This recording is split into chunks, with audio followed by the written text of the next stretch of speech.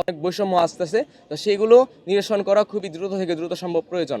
আর আমরা মনে করতেছি যে আমাদের যে কারিগরি সেক্টর যদি আমরা আসলে জীবিত রাখতে চাই, এই ডেমোগ্রাফিক ডিভিডেন্ডের সময় যদি আমরা চাই আমাদের দেশটা এগিয়ে যাক, তো সেক্ষেত্রে কারিগরি উচ্চশিক্ষা মন্ত্রণালয় প্রতিষ্ঠার বিকল্প নাই, এই জিনিসটা করতেই হবে। আর সর্বশেষ আমরা এটাই বলবো, সকল দফা দাবি বাস্তবায়নের জন্য চূড়ান্ত ফলাফল এটাই যে একটা কারিগরি শিক্ষা সংস্কার কমিশন করতে হবে। এই কমিশন এই বিষয়গুলো দ্রুত থেকে দ্রুত বাস্তবায়ন করার এখতিয়ার রাখবে। মিডিয়া ভাইদের ধন্যবাদ।